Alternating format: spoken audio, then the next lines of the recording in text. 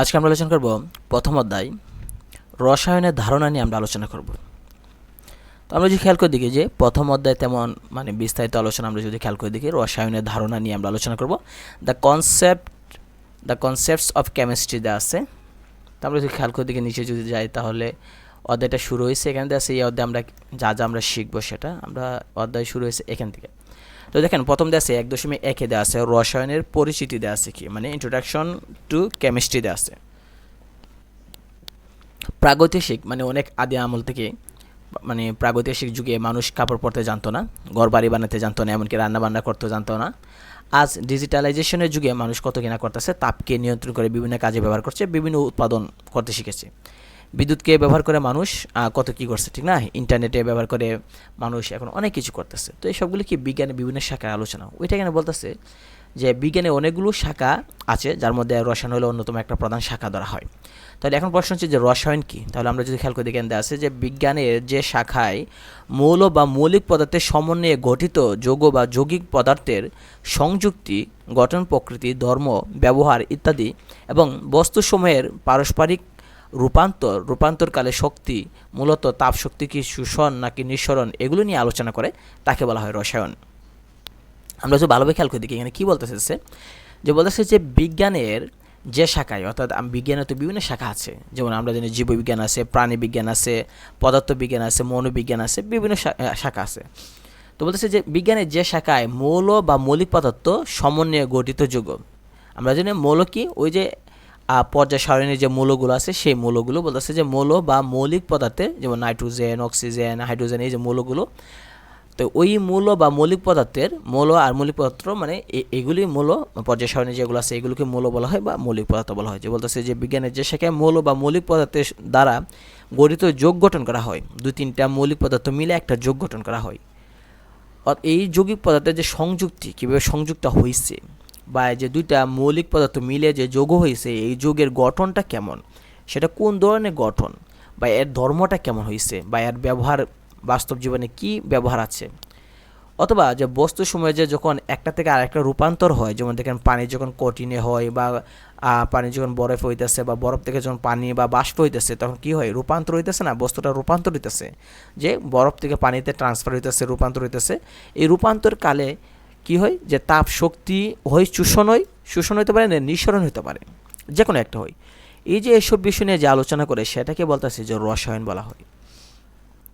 তো আমরা জানি যে কয়লা পোড়ালে কী হয়, তাপ উৎপন্ন হয়, সে সাথে কার্বন ডাইঅক্সাইড যৌগ গঠিত হয়। কারণ কয়লা যখন আমরা পোড়ানো হয়, আগুনের সাথে দেখবেন ধোঁয়া বের হয়, তখন কি হয়, আগুন থেকে এই যে কার্বন ডাইঅক্সাইড যৌগ গঠিত হয়। আর আর্দ্র পরিবেশে লোহা বা লোহা নির্মিত জিনিস রেখে দিলে তাতে মরিচা পড়ে। দেখবেন আমাদের বাড়ির গেট বা জানালা দেখবেন যে অনেক দিন রাখলে মরিচা পড়ে, দেখবেন যে লোহা ক্ষয় হইতেছে। বিভিন্ন গাছের নির্যাস থেকে আমরা বিভিন্ন ধরনের ঔষধ তৈরি করি, যেমন তুলসী গাছের থেকে, নিম গাছের পাতা থেকে বিভিন্ন ধরনের আমরা ঔষধ তৈরি করি, বা বিভিন্ন ধরনের সুগন্ধি নিষ্কাশন করা হয়, বিভিন্ন ধরনের সুগন্ধি করা হয়, যেমন আমরা জানি লাল চন্দন দিয়ে বিভিন্ন ধরনের আপনার স্প্রে বা সেন্ট বানানো হয়, বিভিন্ন ধরনের জিনিস তৈরি করা, আতর তৈরি করা হয় এরকম। অথবা আকরিক থেকে বিভিন্ন ধাতু নিষ্কাশন করে। আকরিক মানে কি, খনিতে যেগুলো পাওয়া যায়। মনে করেন যে স্বর্ণের খনি থেকে যখন স্বর্ণ আনা হয়, সেটা কিন্তু স্বর্ণ কিন্তু মাটির মতো থাকে, ওইখানে কিন্তু স্বর্ণ এমন না যে গয়না হয়ে বা আংটি হয়ে বা গলা চেইন হয়ে আসে, এরকম না। ওই যে ওইখানে বিভিন্ন ধরনের স্বর্ণের সাথে বিভিন্ন ধরনের টিন, অ্যালুমিনিয়াম, লোহা, বিভিন্ন ধরনের যৌগ মিশ্রিত থাকে, ওইটাকে বলে আকরিক বলা হয়। অর্থাৎ খনি থেকে যখন আমরা বিভিন্ন ধরনের তেল তুলি, পেট্রোল, ডিজেল, কেরোসিন যখন তুলি, তখন এরকম না যে খনির ভিতরে গেলে দেখা যায় শুধু পেট্রোল পড়ে রয়েছে, যে আমরা পেট্রোল নিয়ে আসলাম, না, ওই পেট্রোলের সাথে বিভিন্ন ধরনের আরও মিশ্রিত থাকে বিভিন্ন উপাদান, এই কারণে ওইটাকে বলে আকরিক বলা হয়। আর ওইটাকে কারখানা নিয়ে বিভিন্ন ধরনের নিষ্কাশন করে, অরিজিনাল খাঁটি 24 ক্যারেটের স্বর্ণ বা রূপা বা কেরোসিন, পেট্রোল, এগুলো নিষ্কাশন করে বের করে আলাদা করা হয়। এগুলো নিয়েও কিন্তু আলোচনা এখানে আছে, রসায়নের আলোচনা এটা। তো আমরা বলতে পারি যে প্রাগৈতিহাসিক যুগ থেকে মানুষ জেনে বা না জেনে বিভিন্ন ধরনের রসায়নের ব্যবহার করে আসতেছে। এ পর্যন্ত আমরা যদি তত্ত্ব অনুযায়ী পৃথিবীর ইতিহাসে প্রথম ব্যবহৃত ধাতু হলো কিন্তু তামা। অর্থাৎ পৃথিবীর ইতিহাসে প্রথম মানুষ কিন্তু তামা ব্যবহার করছে। প্রথম ব্যবহৃত ধাতু নাম হলো তামা, কপার। এছাড়া প্রাচীনকাল থেকে মানুষ স্বর্ণ, রূপা, টিন, লোহা এগুলো ব্যবহার করতেছে, কিন্তু প্রথম যে ব্যবহার করছে সেটা হচ্ছে কি, তামা। তো খ্রিস্টপূর্ব প্রায় 3500 অব্দের দিকে কপার ও টিন ধাতুকে মানে খ্রিস্টপূর্ব 3500 অব্দ, এখন তো 2026, 27, 28, 29, 30 যেটাই আমরা বলি, তাহলে কত বছর হচ্ছে এখানে, যে আমরা দেখলাম যে 2000 মানে 2000 বছরের কাছাকাছি।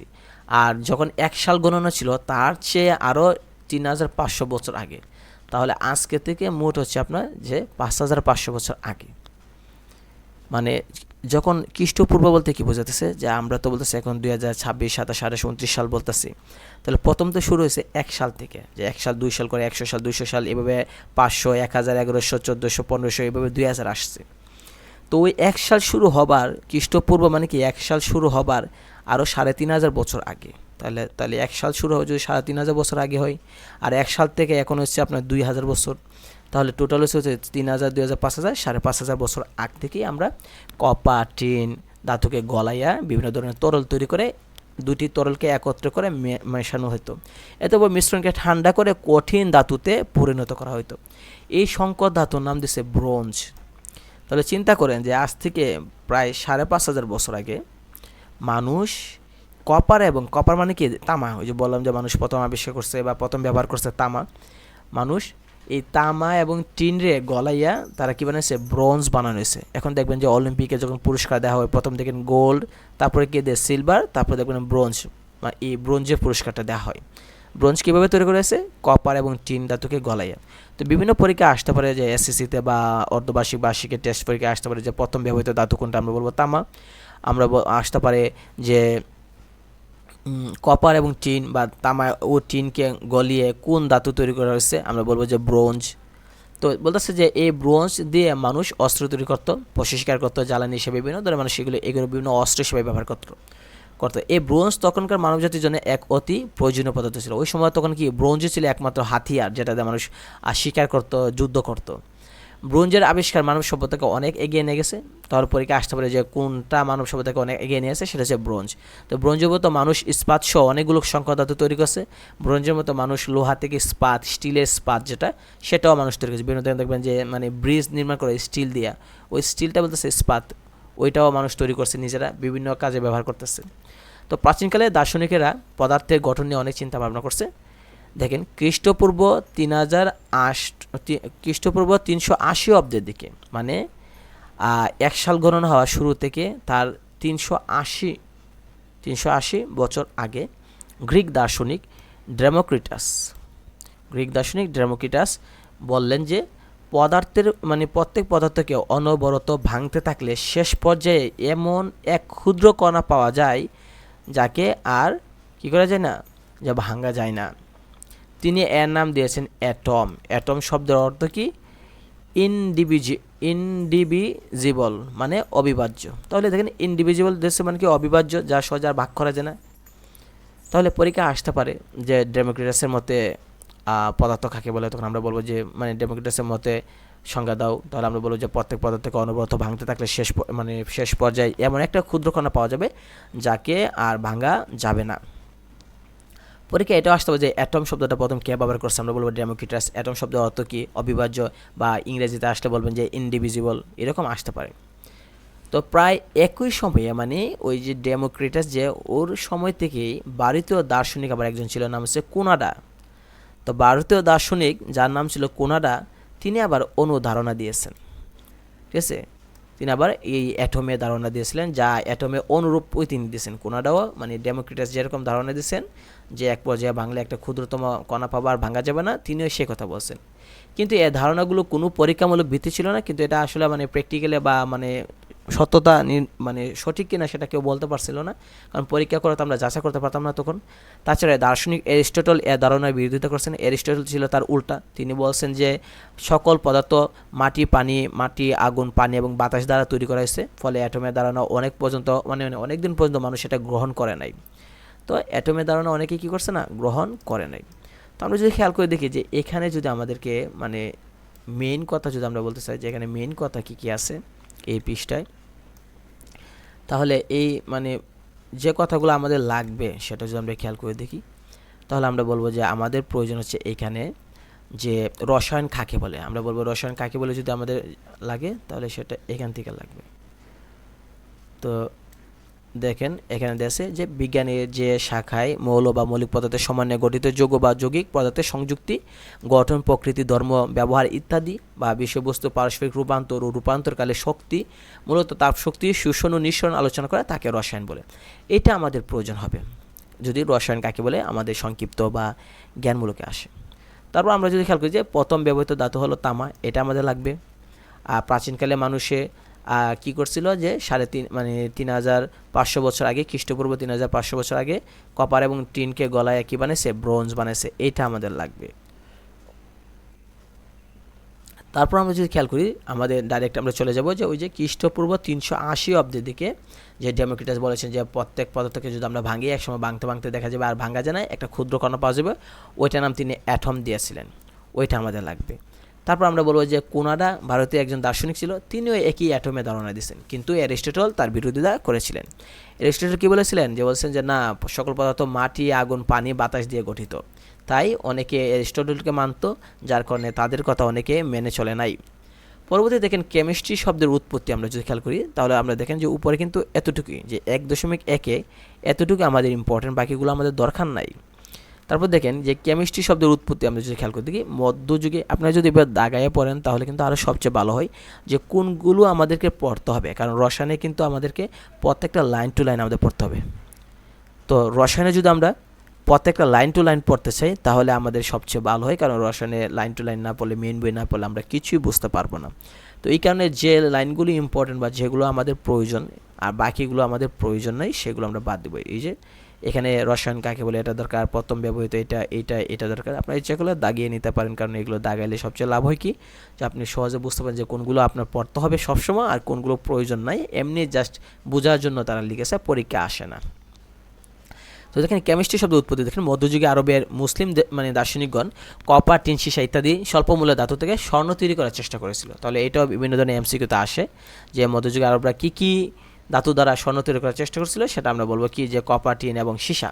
তাদের আরেকটা চেষ্টা ছিল কি, আরেকটা চেষ্টা দিয়ে একটা মহা ওষুধ তৈরি করা, যা খেলে মানুষের আয়ু অনেক বেড়ে যাবে। তাদেরকে ইচ্ছে ছিল যে এমন একটা ওষুধ তৈরি করবে মানুষের আয়ু বেড়ে যাবে, মানে অমর হবে কি। ফলে তারা সোনা বানাতে বা মানুষের আয়ু বৃদ্ধিতে সফল হয়েছে না, মানে স্বর্ণ বানাতে তারা সফল হয় না, বা মানুষের আয়ু যে বাড়বে ওইটাও চেষ্টা করছে, কিন্তু কোনো রকমের ওষুধ তারা বানাতে পারছে না। তো মূলত এগুলি ছিল রসায়নের প্রথম পদ্ধতিগতভাবে রসায়নের চর্চা বা রসায়নের গবেষণা, এগুলি ছিল প্রথম দিকে। তাহলে দেখা যায় যে কেমিস্ট্রি কিন্তু সর্বপ্রথম কিন্তু মুসলিমরাই কিন্তু এগুলো নিয়ে গবেষণা করেছে। মধ্যযুগীয় আরবের রসায়ন চর্চাকে বলতো আলকেমি বলা হতো, এটা পরীক্ষায় আসে যে মধ্যযুগে যখন রসায়নের চর্চাকে কী বলা হতো, সেটা আমরা জানি যে সেটা আলকেমি বলা হতো, ঠিক আছে। আর তাদের গবেষকদের যারা গবেষণা করতো তাদেরকে আলকেমিস্ট বলতো। তো আলকেমি শব্দটা উৎপত্তিটা আমাদের লাগবে যে আলকেমি শব্দের উৎপত্তি এসেছে আরবি শব্দ আলকিমিয়া থেকে। আলকিমিয়া শব্দটি এসেছে কিমি থেকে, মানে কিমি থেকে আমরা আসছে, এই কিমি শব্দ থেকেই আলকিমিয়ার যে কিমি, এই কিমি থেকেই আমরা কেমিস্ট্রি আসছে। বাংলা প্রতিশব্দ হচ্ছে, আমরা যে বাংলা খেয়াল করি সেটা হচ্ছে রসায়ন। তাহলে আমরা এখানে দেখলাম যে মধ্যযুগে মুসলমান যারা ছিল তারা কপার, টিন, সীসা দ্বারা স্বর্ণ তৈরি করার চেষ্টা করছিল, কিন্তু পারে নাই। পরে তারা যে এই যে চর্চা করছে মধ্যযুগে আরবের যে রসায়ন চর্চাকে তখন আলকেমি বলা হয়েছে, আর গবেষণা যারা করছে বিজ্ঞানীদের বলা হয়তো আলকেমিস্ট। আর আলকেমি শব্দটা এসেছে আলকিমিয়া থেকে, আলকিমিয়া শব্দটি এসেছে আবার কিমি থেকে আসছে। তো এই কিমি থেকেই কেমিস্ট্রি শব্দটা উৎপত্তি হয়েছে, বাংলা যার নাম হচ্ছে রসায়ন। তো এখানে একটা ইম্পর্টেন্স আছে যে আলকেমিস্ট জাবির ইবনে হাইয়ান সর্বপ্রথম কিন্তু গবেষণাগারে রসায়নের চর্চা করছেন। পরীক্ষা আসতে পারে যে সর্বপ্রথম রসায়ন গবেষণাগারে চর্চা করছে কে, জাবির ইবনে হাইয়ান। তাকে রসায়নের জনকও বলা হয় মানে মুসলিম বিশ্বে। তো তাকে অনেক সময় কি রসায়নের জনক বলা হয়ে থাকে। তো তিনি আবার বিশ্বাস করতেন, জাবির ইবনে হাইয়ান বিশ্বাস করতেন যে সকল পদার্থ কিন্তু মাটি, পানি, আগুন, বাতাস দিয়ে তৈরি। তিনি এসব নিয়ে গবেষণা করলেও রসায়নের প্রকৃত রহস্য আবিষ্কার করতে পারেন নাই। তবে রসায়নের প্রকৃত রহস্য উদ্ভাবন বা রসায়ন চর্চা প্রথম শুরু করেছিলেন যে Antoine Lavoisier, Robert Boyle, sir Francis Bacon, John Dalton সহ বিভিন্ন বিজ্ঞানী। অ্যান্টনি ল্যাভোসিকে আধুনিক রসায়নের জনক বলা হয়। তাহলে এখানে ইম্পর্টেন্ট একটা প্রশ্ন আসতে পারে, যে এটাও দাগাতে পারেন যে বিভিন্ন ক্ষেত্রে লাগবে, যে অ্যান্টনি ল্যাভোসিকে কী বলা হয়, আধুনিক রসায়নের জনক বলা হয়।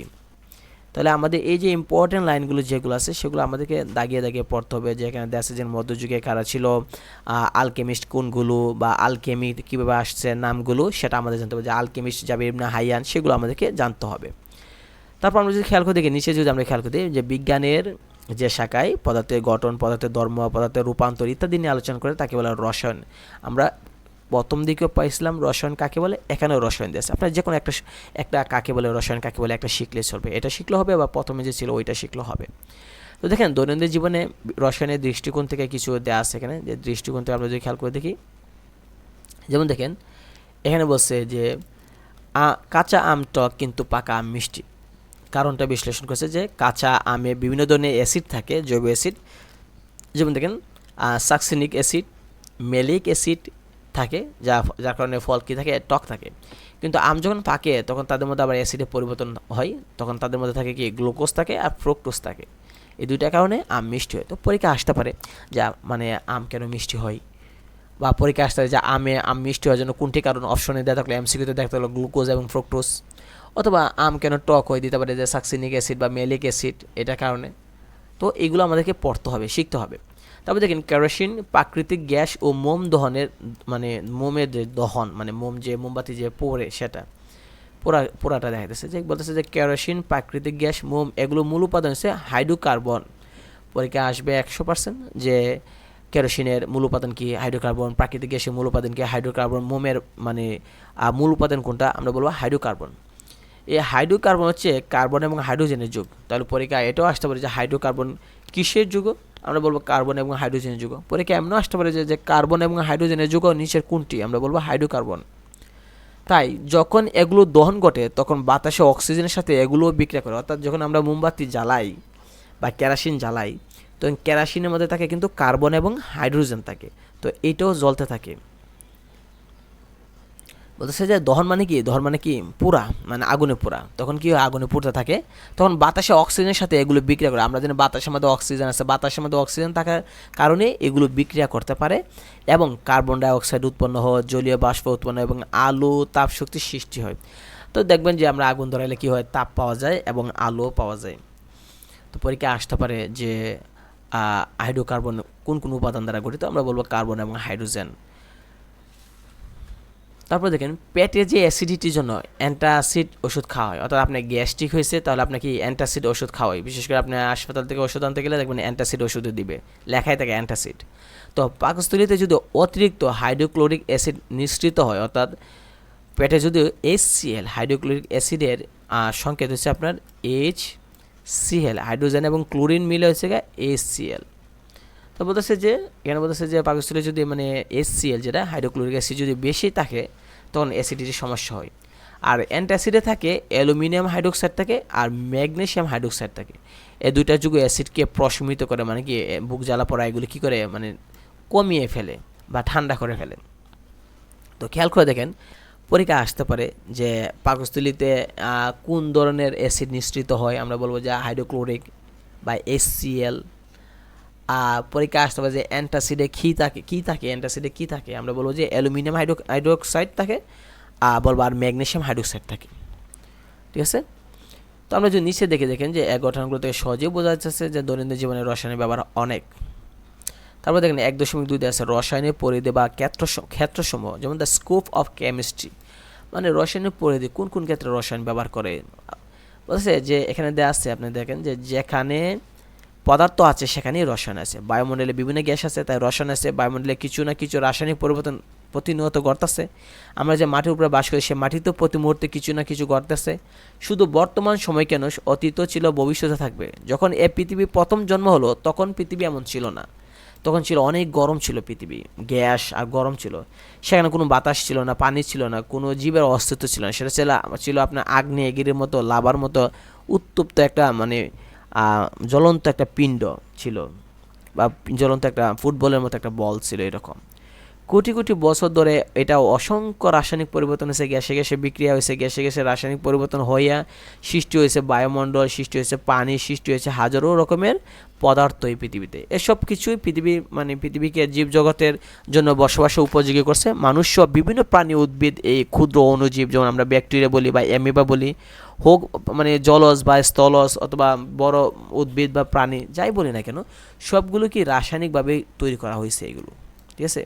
প্রতিটা দেহ এলো এক একটি বড় রাসায়নিক কারখানা। আমাদের প্রত্যেকটা দেহ, মানুষ হোক, জীব হোক, প্রাণী হোক, যেটাই বলি, এক একটা কি অসংখ্য কারখানা, রাসায়নিক কারখানা এক একটা। তো এখানে এটাই এদিকে বলা হয়েছে, যে বলতেছে যে আপনার যে প্রতি মুহূর্তে ঘটেছে অসংখ্য রাসায়নিক বিক্রিয়া, সভ্যতা অগ্রগতির সাথে সাথে মানুষের বিভিন্ন পদার্থের রাসায়নিক বিক্রিয়া ঘটেছে। যেমন আমরা যে বিভিন্ন ধরনের জামা কাপড় পরতেছি, দাঁত মাজার জন্য পেস্ট ব্যবহার করতেছি, চিরুনি দিয়ে চুল আশ্রাইতেছি, ত্বকে বিভিন্ন ধরনের কসমেটিক ব্যবহার করতেছি, অথবা সাবান, টয়লেট ক্লিনার, বিভিন্ন ধরনের ঔষধ ব্যবহার করতেছি। এগুলো কি রসায়নের অন্তর্ভুক্ত, বা ফসলে বিভিন্ন ধরনের কীটনাশক দিতেছি, অথবা আমরা বিভিন্ন ধরনের যানবাহনে পেট্রোল, ডিজেল এগুলো দিতেছি, সবগুলো রসায়নের অন্তর্ভুক্ত। তো এটা এখানে বলা হয়েছে। এখানে একটা টেবিল দেওয়া আছে, যে রসায়নিক কিছু ক্ষেত্র দেওয়া আছে। প্রথম জায়গায় দেওয়া আছে বায়ু দেওয়া আছে। অর্থাৎ বায়ুতে কী থাকে, বায়ুতে প্রধান উপাদান আমরা যদি খেয়াল করি হাইড্রোজেন, এবং বায়ুতে প্রধান উপাদান আছে নাইট্রোজেন এবং অক্সিজেন। যদিও আমরা জানি বায়ুতে আরও অনেক উপাদান আছে, কার্বন ডাইঅক্সাইড আছে, আর্গন আছে, বিভিন্ন ধরনের উপাদান আছে, তবে আমরা বেশি দিচ্ছি এখানে, যে বেশি কোনটা আছে, বলছে বায়ুতে সবচেয়ে বেশি আছে, প্রধান উপাদান হচ্ছে নাইট্রোজেন এবং অক্সিজেন থাকে। আমরা যে শ্বাস নিই, এটা তো অক্সিজেন কি আসে, শরীরে যে আসে সেটা কোথা থেকে আসে, যে বায়ু থেকে তো আসতেছে, ঠিক না। শরীরে শক্তি যোগাইতেছে, খাদ্য খাইতেছি, এই খাদ্যটা কই থেকে আসছে, কী থেকে পাইতেছে, খাদ্য খেয়ে নাইট্রোজেন আমরা পাইতেছি। এটা বলতেছে যে আমরা যে শ্বাস নেওয়ার সময় যে বায়ু গ্রহণ করি, সে বায়ু অক্সিজেন শরীরের ভেতরে ঢুকে বিয়োজিত হয়, এক খাদ্য উপাদানের সাথে বিক্রিয়া করে শক্তি তৈরি করে। আমরা খাবার মূলত খাই শক্তির জন্য, ঠিক আছে। এক্ষেত্রে নাইট্রোজেন লঘুকরণের মাধ্যমে বিক্রিয়ার তীব্রতাকে আরও নিয়ন্ত্রণ করে, নাইট্রোজেনের মাধ্যমে বিক্রিয়াটাকে আরও দ্রুত করাই দেয়। তারপর বলতেছে যে খাবারের পানি, যেটা পানি সব বিভিন্ন যে খনিজ লবণ আছে সেগুলো থেকে আমরা পাই, উপাদান তাই খাবারের পানির মধ্যে কী থাকে, বিভিন্ন ধরনের খনিজ লবণ আছে, সোডিয়াম, নাইট্রোজেন, এগুলো সোডিয়াম, ম্যাগনেশিয়াম, বিভিন্ন ধরনের ক্লোরিন, এগুলো আমরা থাকি খাবার লবণ। যে জীবের শরীরে বেশিরভাগই কিন্তু পানি, শরীরে বিষাক্ত পদার্থ পানিতে দ্রবীভূত হয়ে প্রস্রাব এবং গামের সাহায্যে বের হয়ে আসে। বলছে খাবারের পানিতে কিন্তু খাবারের পানিতে পানি ছাড়া বিভিন্ন ধরনের খনিজ লবণও থাকে, যেমন দেখেন ক্যালসিয়াম, ম্যাগনেশিয়াম থাকে, যেটা হচ্ছে লবণ, যা আমাদের শরীরের জন্য অনেক উপকারী। শরীরে পানির স্বল্পতা হলে মানুষ মারা যেতে পারে। উলাওটাকে বাংলা বলে কলেরা, বাংলা মনে হয় উলাওটা, যে কলেরা রোগ যেটা আছে, এটা মানুষের মৃত্যুর একমাত্র কারণ হচ্ছে কি পানির অভাব। অর্থাৎ কলেরা বলতে কী বুঝে, কলেরা ডায়রিয়া হচ্ছে স্বাভাবিক অবস্থায় ডায়রিয়ার থেকে বেশি হয়ে গেলে সেটা হয় কলেরা। অর্থাৎ ডায়রিয়া হচ্ছে প্রথম ধাপ, আর যদি আরও বেশি ডায়রিয়াটা আরও বেশি বাড়ে, তাহলে তখন এটা ডায়রিয়া নাম দেয় না, তখন এটা কলেরা নাম দেয়। আর বাংলা আছে উলাওটা। দেখেন এখানে সার দেওয়া আছে, সারে কী থাকে, বিভিন্ন ধরনের আমরা যে ফসলে সার দিই, কীটনাশক দিই, এটা সারে সাধারণত নাইট্রোজেন এবং ফসফরাস থাকে। বলছে আমরা যে খাবার খাই তেমনি উদ্ভিদীয় খাবারের প্রয়োজন, উদ্ভিদের খাবারের উপাদান হলে নাইট্রোজেন, ফসফরাস, এগুলো উদ্ভিদ মাটি থেকে সংগ্রহ করে, তাছাড়া বিভিন্ন সারে আমরা এগুলো ইউজ করা হয়, যার কারণে আমরা ফসল আরও বেশি পাই। তারপরে দেখেন এখানে দেখছে যে নাইট্রোজেন, ফসফরাস সারে আরও বলতেছে কী থাকে, যে ক্যালসিয়াম থেকে, ম্যাগনেশিয়াম থেকে, পটাশিয়ামও থাকে এই সারের মধ্যে। বিভিন্ন ধরনের ইউরিয়া সার খেতে দেওয়া হয় এইগুলো। তারপর বলতেছে কাগজ, আমরা যে লেখালেখির জন্য যে কাগজ ব্যবহার করতেছি, এই কাগজের মধ্যে কী থাকে, এর উপাদান হচ্ছে সেলুলোজ উপাদান থাকে। অর্থাৎ কাগজের প্রধান উপাদান হচ্ছে কি সেলুলোজ। তো পরীক্ষা আসতে পারে যে কাগজের উপাদান কোনটা, আমরা বলবো যে সেলুলোজ, বা সেলুলোজ নিচে কোনটি উপাদান, আমরা বলবো যে কাগজের উপাদান। তো কাগজের আবিষ্কার মানব সভ্যতা সবচেয়ে বিশাল একটা অবদান। বাঁশ, আখের ছোবড়া ইত্যাদি থেকে আমরা সেলুলোজ পেয়ে থাকি। তো পরীক্ষা আসতে পারে যে বাঁশ, আখের ছোবড়া থেকে আমরা কি পাই, বলবো সেলুলোজ। বা সেলুলোজ কোথা থেকে পারে, অপশন বাঁশ, আখের ছোবড়া, এরকম দেওয়া থাকবে। তো কাগজ তৈরি যে কারখানায় সমস্ত বস্তুটাকে রাসায়নিক বিক্রিয়ার মাধ্যমে প্রক্রিয়া করে কাগজ তৈরি করা হয় এই সেলুলোজের মাধ্যমে। তাহলে এখানে যে দেওয়া আছে যে বায়ু উপাদান কী কী, খাবারের পানির উপাদান, সারে কী কী উপাদান থাকে, বা কাগজে কী কী উপাদান থাকে, এগুলো আমরা ভালোভাবে মুখস্থ করবো, কারণ এগুলো এমসিকিউর জন্য বা সংক্ষিপ্ত জ্ঞানমূলকের জন্য অবশ্যই দরকার লাগবে।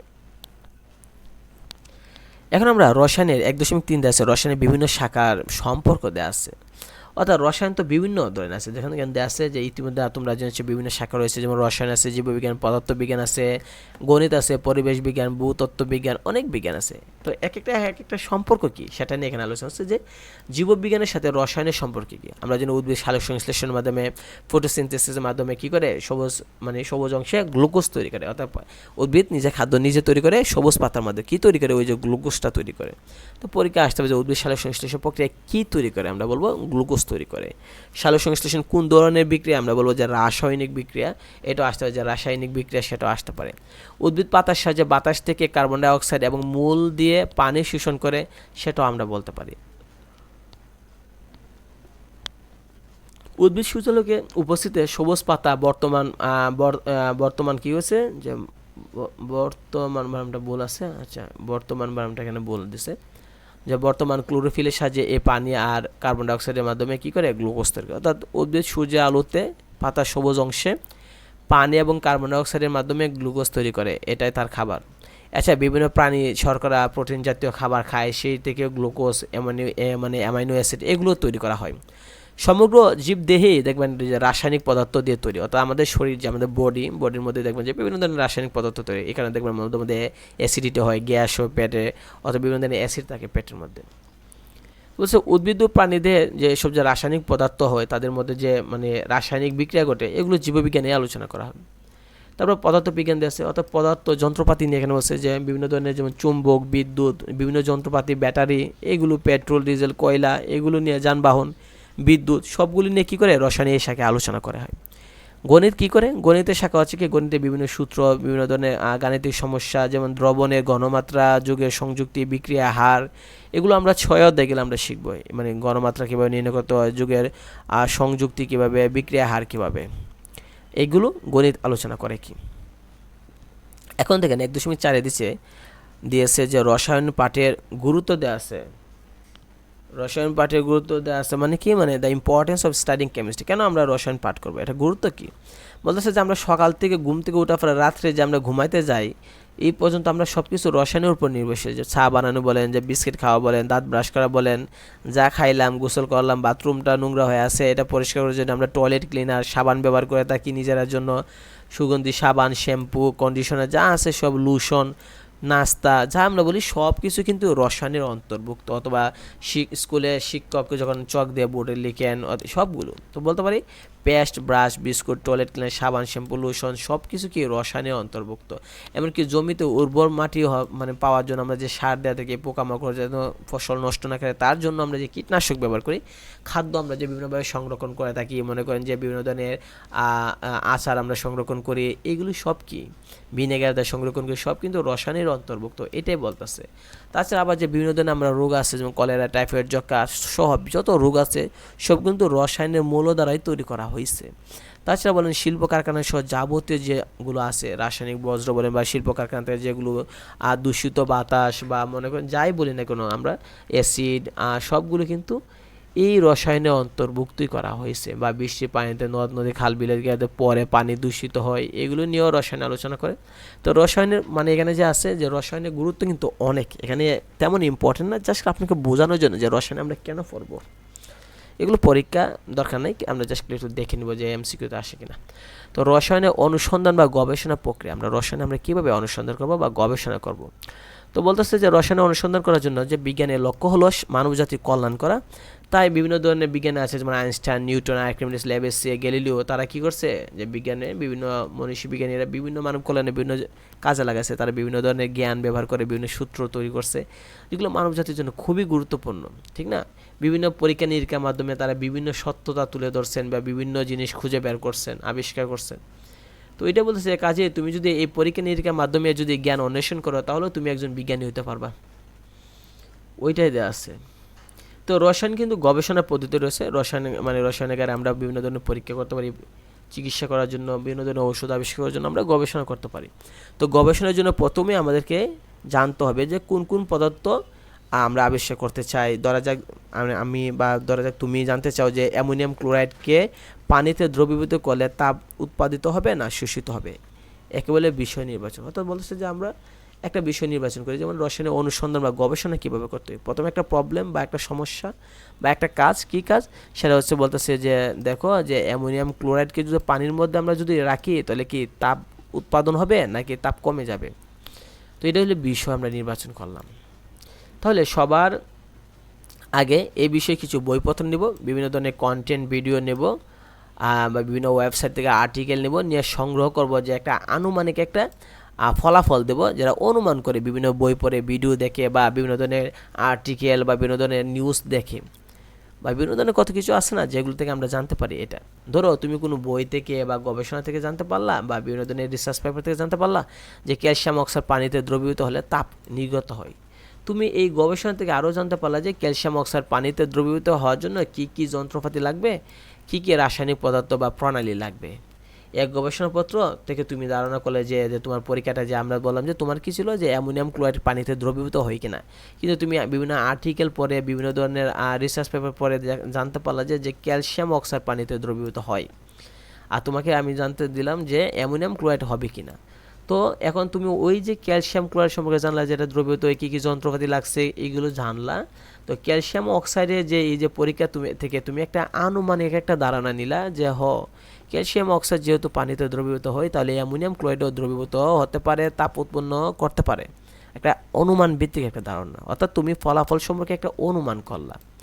ঠিক আছে, আমরা কি আলোচনা করতেছি, আমরা আলোচনা করছি রসায়নের অনুসন্ধান বা গবেষণা, কীভাবে মানুষ গবেষণা করে।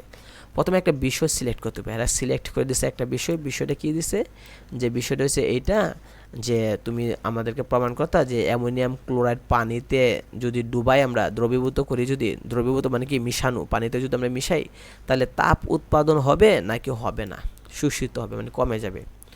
তো আমরা বিভিন্ন ধরনের আর্টিকেল, রিসার্চ পেপার, ভিডিও, বইপত্র দেখলাম যে অ্যামোনিয়াম ক্লোরাইড নিয়ে কথা নাই, কিন্তু ক্যালসিয়াম ক্লোরাইড নিয়ে আমরা পাইছি যে এটা পানিতে দ্রবীভূত এবং তাপ হয়। তাই আমরা একটা আনুমানিক একটা ধারণা নিলাম যে আমরা তো বার করতে হবে যে অ্যামোনিয়াম ক্লোরাইড, তাই ধরলাম যে অ্যামোনিয়াম ক্লোরাইডও পানিতে দ্রবীভূত হবে এবং তাপ উৎপাদন করবে, একটা আনুমানিক একটা ধরে নিলাম অনুমান করে প্রথমে।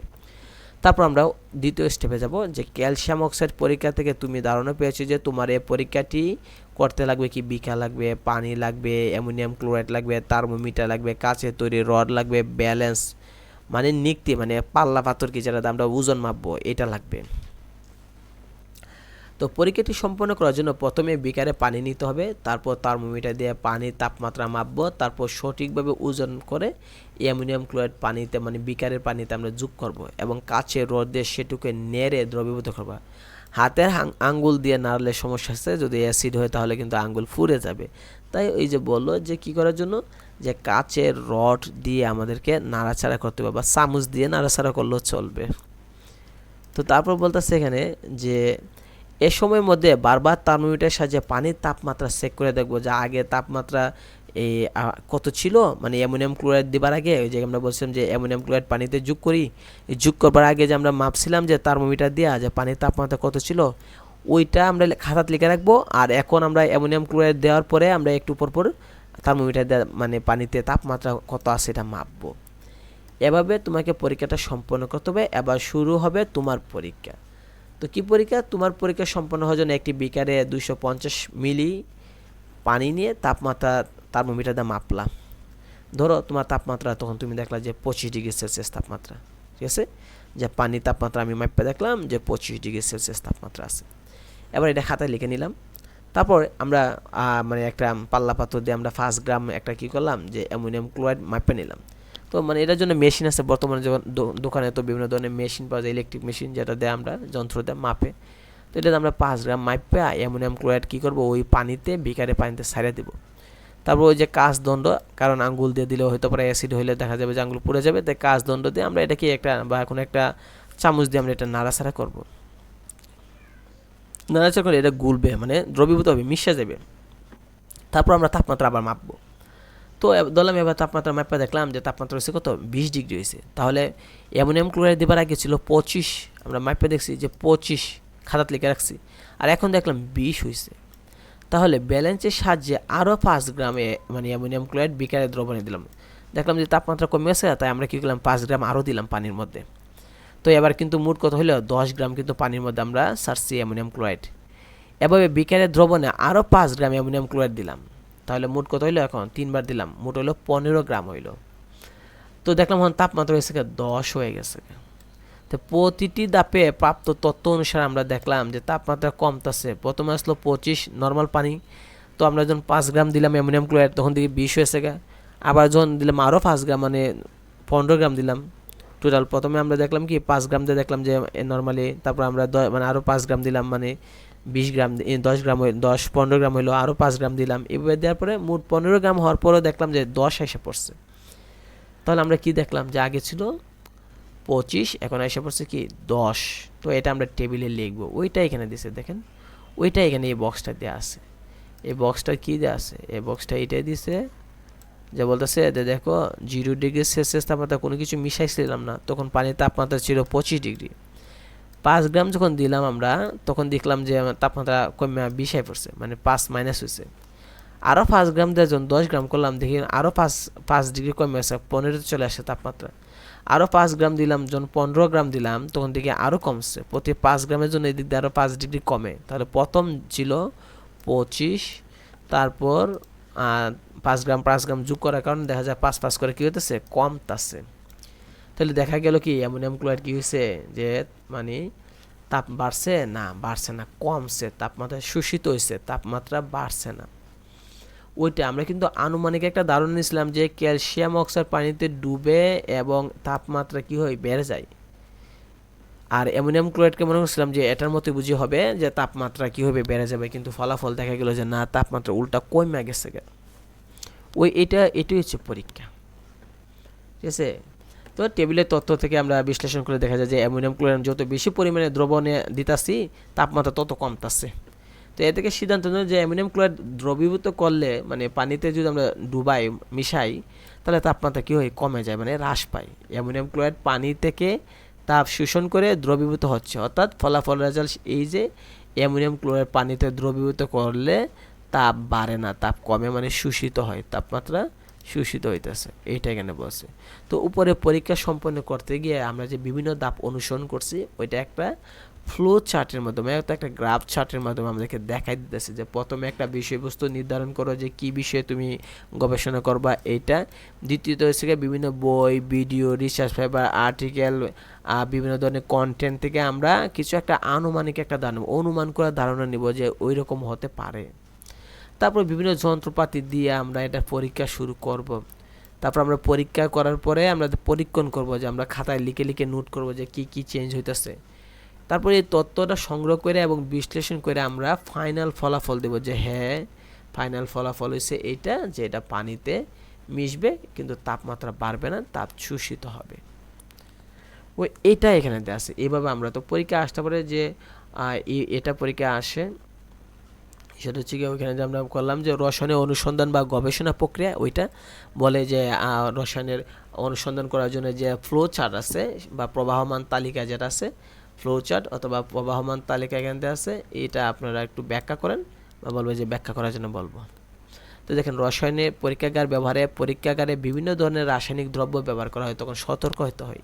মনে করেন আমরা কোনো একটা মৌল নিয়ে আপনি পানিতে মিশাইলেন বা হাত দিয়ে ধরলেন, বা কোনো একটা তরল আপনি রসায়নের ল্যাবে বসে গিয়ে হাত দিয়ে ধরলেন, এখন এটা যদি অ্যাসিড হয় তাহলে তো আপনার আঙুল পুড়ে যাবে বা আপনার ক্ষতিগ্রস্ত হবে। তাই বলতেছে যে রসায়নগারে যখন কোনো কিছু ব্যবহার করবেন, কোনো একটা যৌগ, মৌল বা বিভিন্ন তরল, অ্যাসিড হোক, যেটাই ব্যবহার করি, সতর্ক হতে হবে। তো এটা বলছে যে সাধারণত যে ঘরে বা যে স্থানে বিভিন্ন ধরনের পরীক্ষা নিরীক্ষা করা হয় রসায়নে, সেটাকে বলা হয় গবেষণাগার বলা হয়, ঠিক না। অর্থাৎ সাধারণত যে স্থানে বিভিন্ন বিজ্ঞানের বিভিন্ন বিষয় নিয়ে পরীক্ষা নিরীক্ষা করা হয় সেটা বলা হয় গবেষণাগার বা ল্যাবরেটরি। আর রসায়ন নিয়ে যদি গবেষণা করে তাহলে রসায়ন গবেষণাগার বা কেমিস্ট্রি ল্যাবরেটরি বলা হয়, ঠিক আছে। বলতেছে তো দেখা যায় যে এখানে বিভিন্ন ধরনের রাসায়নিক জিনিসপত্র নিয়ে আমরা এখানে রসায়নে আলোচনা করি, তাই বিভিন্ন ধরনের দুর্ঘটনা হতে পারে, এটা এখানে বলা যাচ্ছে। যা ইম্পর্টেন্ট না, বিভিন্ন ধরনের পোশাক পরতে হবে, চোখে চশমা দিতে হবে, অ্যাফ্রন দিতে হবে, ওই যে এটা দিচ্ছে যে আপনি রসায়নের জন্য বিভিন্ন ধরনের প্র্যাকটিক্যাল করবেন, তখন আপনাকে এরকম একটা ড্রেস পরবেন যেটা আপনার শরীরে কোনো ধরনের মানে কোনো একটা মৌলের, মানে ধরেন যে পাউডার মনে করেন অথবা বা তরল পদার্থ যেন আপনার শরীরে না পড়ে, সেটার জন্য গ্লাস ব্যবহার করবেন। অনেক সময় দেখা যাবে যে বিভিন্ন ধরনের আগুনের ফুলকি, অথবা দেখা যায় যে আপনি গবেষণা করার সময় দেখা গেল যে কোনো একটা জিনিস আপনার চোখে উড়ে আসে পড়লো, এই কারণে এটার জন্য হাতে গ্লাভস লাগাতে হবে যেন আঙ্গুলগুলো নষ্ট না হয় বা আঙ্গুলে অ্যাসিড না লাগে, এই কারণে। মুখে মাস্ক পরতে হবে যেন কোনো ধরনের যৌগের বা অ্যাসিডের যেন আপনার ঘ্রাণ যেত না নেন, কারণ এগুলো ক্ষতিকর হতে পারে। তো এটা দিচ্ছে যে অ্যাফ্রন, এটার নাম হচ্ছে আপনার অ্যাফ্রন, এটা হচ্ছে সেফটি গগলস, গগলস মানে চশমা, এটা হচ্ছে হ্যান্ড গ্লাভস, আর এটা হচ্ছে মাস্ক। তো এটা বলতেছে যে রসায়ন কাজের জন্য আমরা করবো বিভিন্ন ধরনের তেজস্ক্রিয় পদার্থ থাকে, বিভিন্ন ধরনের বিস্ফোরক থাকে, বিভিন্ন ধরনের অ্যাসিড থাকে, এগুলো থেকে আমরা সাবধানে থাকতে হবে। তো একটা সাংকেতিক চিহ্ন ব্যবহার করে দেখেন যে জাতিসংঘ বিশেষ কর্মসূচি এর সংক্রান্ত একটা সর্বজনীন নিয়ম তৈরি করছে যা গ্লোবালি হারমোনাইজড সিস্টেম বলা হয়। মানে কোনো একটা জিনিস এটা কি বিস্ফোরক কিনা, দাহ্য কিনা, তেজস্ক্রিয় কিনা সেটা নিয়ে জানা। দেখেন যে গ্লোবালি হরমোনাল সিস্টেমে বিভিন্ন ধরনের পদার্থ আছে যেগুলো ঝুঁকি কিনা সেটা যেটাকে সংকেত দ্বারা প্রকাশ করা বোঝানোর জন্য নির্দিষ্ট পিক্টোগ্রাম মানে কি ছবি দিয়ে বোঝানো হয় যে এটা ডেঞ্জারাস বা সাংকেতিক চিহ্ন ব্যবহার করে। নিচে একটা তালিকা দেওয়া আছে, আমরা যদি খেয়াল করে দেখি বিভিন্ন ধরনের, যদি আপনি দেখেন যে বিভিন্ন স্থানে যদি আপনি দেখেন এরকম কোনো একটা চিহ্ন যদি আপনি দেখেন তাহলে বুঝে নেবেন যে এই চিত্রটা যদি কোনো একটা টাওয়ারে, কোনো একটা কারেন্টের জায়গায় বা কোনো একটা ফিলারে যদি বা কোনো একটা সাইনবোর্ডে যদি এরকম দেখেন তাহলে বুঝে নেবে যে এটাকে বোঝাচ্ছে যে বিস্ফোরক পদার্থ।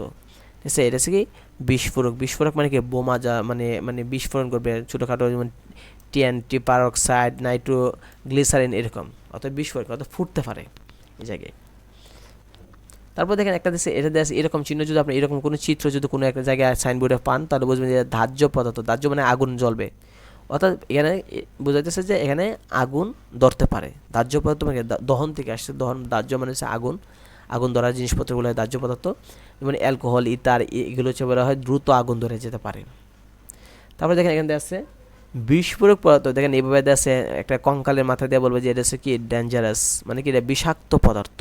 বিভিন্ন জায়গা থেকে দেখবেন যে বিভিন্ন ফ্যাক্টরি থেকে, বিভিন্ন কারখানা থেকে বিভিন্ন ধরনের বিষাক্ত পদার্থ বের হয়, তাই এরকম সাইনবোর্ড দেওয়া যায় যে এখানে আসবেন না বা এই জায়গায় আপনি হাত দিয়ে ধরবেন না, কারণ বেনজিন, ক্লোরোবেনজিন, মিথানল এ ধরনের পদার্থ থাকে এগুলোর মধ্যে, যা শ্বাস প্রশ্বাসে অনেক ক্ষতি হতে পারে, বিষাক্ত, তাই দূরে থাকার জন্য বলা হয় অ্যাফ্রন বা মাস্ক পরতে বলা হয় কি। তারপরে দেখেন এরকম ক্রস চিহ্ন যেটা সেটা বলে উত্তেজক পদার্থ, বিভিন্ন ধরনের অ্যাসিড আছে, ডাস্ট, অ্যাসিড, নাইট্রাস অক্সাইড, এগুলো উত্তেজক পদার্থ। তো পরীক্ষা আসতে পারে এখান থেকে, আপনি দেখেন যে নিচে কোনটি উত্তেজক পদার্থ, অপশনে দেওয়া থাকলো ডাস্ট, তখন আপনাকে এটা অপশন দিতে হবে, এগুলো কিন্তু পরীক্ষা আসবে। অথবা নিচে কোনটি দাহ্য পদার্থ, অপশন দেওয়া থাকলো অ্যালকোহল বা ইথার দেওয়া থাকলো, তো এগুলো মুখস্থ করতে হবে। তবে উত্তেজক পদার্থ পরে দেখেন দেওয়া আছে স্বাস্থ্য ঝুঁকিপূর্ণ পদার্থ, কিছু কিছু পদার্থ আছে যেগুলো স্বাস্থ্যের জন্য ক্ষতিকর, তো এগুলো বিভিন্ন ধরনের রোগ হতে পারে, বিভিন্ন ধরনের সমস্যা হতে পারে, যেমন বেনজিন বা টলোইন অথবা জাইনিল, এই ধরনের পদার্থ বেনজিন, টলোইন বা জাইনিল, তাই এগুলো থেকে সতর্ক হতে হবে। এবং এগুলো এই সময় আমাদের কী করতে হবে যে অ্যাফ্রন বা সেপটিক গগলস বা মাস্ক ব্যবহার করতে হবে। আরেকটা দেখেন এই যে ফ্যানের মতো দেখা যাচ্ছে এটা হচ্ছে তেজস্ক্রিয় পদার্থ, দেখছে তেজস্ক্রিয় পদার্থ মানে কি, মানে পারমাণবিক বিদ্যুৎ কেন্দ্র, যে রূপপুর, আমাদের দেশে যে রূপপুর পারমাণবিক বিদ্যুৎ কেন্দ্র আছে ওইখানে তেজস্ক্রিয় পদার্থ ব্যবহার করা হয়, যেমন ইউরেনিয়াম, রেডিয়াম, এগুলো। তো পরীক্ষা আসতে পারে যে নিচে কোনটা তেজস্ক্রিয় পদার্থ, অপশন দেওয়া থাকলো ইউরেনিয়াম দেওয়া থাকলো বা রেডিয়াম দেওয়া থাকলো। তারপর দেখেন একটা দেওয়া আছে যে পরিবেশের জন্য ক্ষতিকর দেওয়া আছে, এই যে গাছের মতো দেখা যাচ্ছে যে এটা পরিবেশের জন্য ক্ষতিকর, এটা কী কী উপাদান হতে পারে, সেটা হচ্ছে ল্যাড অথবা মার্কারি। তো পরীক্ষা আসতে পারে যে পরিবেশের জন্য ক্ষতিকর কোন উপাদানটা ল্যাড অথবা মার্কারি বলা হয়। তো এগুলোর ক্ষেত্রে যথেষ্ট মানে সচেতন হতে হয়। তারপরে দেখেন ক্ষত সৃষ্টিকারী বলা হয়, ক্ষত মানে কি আপনি মানে কেটে যেতে পারে বা ক্ষত হতে পারে, এগুলো শরীরে বিভিন্ন জায়গায় ক্ষত সৃষ্টি করে, ঘা সৃষ্টি করে বা ফাটল দেখা যেতে পারে মাংসে বা চামড়ায়। বিশেষ করে দেখবেন হাইড্রোক্লোরিক অ্যাসিড বা সালফিউরিক অ্যাসিড অথবা সোডিয়াম হাইড্রোক্সাইড এই ধরনের পদার্থ যা শরীরে ক্ষতি হওয়ার সম্ভাবনা বেশি থাকে। তো পরীক্ষা আসতে হবে যে ক্ষত সৃষ্টি করে নিচের কোনটি, মানুষের শরীরে ক্ষত সৃষ্টি করে নিচের কোনটি, অপশন থাকতে হাইড্রোক্লোরিক অ্যাসিড থাকতে পারে বা সালফিউরিক অ্যাসিড থাকতে পারে। তাই এগুলো আমাদের শিখে নেবে, এগুলো এমসিকিউতে অবশ্যই লাগবে। তো এই হলো মানে পদার্থ সম্পর্কে এখানে আছে, যেখানে আছে যে তেজস্ক্রিয় মৌল কোনটি, আমরা জানি সেটা হচ্ছে রেডিয়াম, হচ্ছে তেজস্ক্রিয়। খেয়াল করে দেখেন যে এই যে এটা কি আছে দাহ্য, আগুন জ্বলতে পারে, তাই দাহ্য পদার্থ। এই যে কোনটি তেজস্ক্রিয় হচ্ছে ওই ফ্যানের মতো যেটা, ওইটাকে বলে তেজস্ক্রিয় বলে, ওই যে আমরা বলছিলাম যে ফ্যানের মতো যেটা, এটা তেজস্ক্রিয় পদার্থ। তো এইগুলো আপনি দেখবেন যে কপারের সাথে কোন ধাতু মিলে ব্রোঞ্জ তৈরি করে, সেটা হচ্ছে টিন গলায় তৈরি করা হয়। ঠিক আছে, তো এখানে দেওয়া আছে যেগুলো আপনি এগুলো দেখবেন, এখানে সৃজনশীল দেওয়া আছে একটা দুইটা। তো আমরা সাধারণত মেন বই নিয়ে আমরা আলোচনা করতেছি এই সিরিজে। আমরা শুধু মেন বই নিয়ে আলোচনা করব, তারপর আমরা সৃজনশীল নিয়ে আমরা আলোচনা করব, এমসিকিউ নিয়ে আমরা আলোচনা করব ইনশাল্লাহ। তো আমরা যেহেতু প্রথমে মেন বই নিয়ে আমরা আলোচনা করতেছি, তো পরবর্তীতে আমরা দ্বিতীয় অধ্যায় যেটা পদার্থের অবস্থা, ওইটা মেন বই নিয়ে আলোচনা করব। অর্থাৎ আমাদের এই যে প্লে লিস্টে এখন যেটা যাচ্ছে বা যাবে, অর্থাৎ এই সিরিজে আমরা শুধু মেন বই নিয়ে আলোচনা করব। আবার যদি আমরা সময় পাই তাহলে ইনশাল্লাহ আমরা এমসিকিউ শুরু করব, তারপর ইনশাল্লাহ আমরা সৃজনশীল শুরু করব।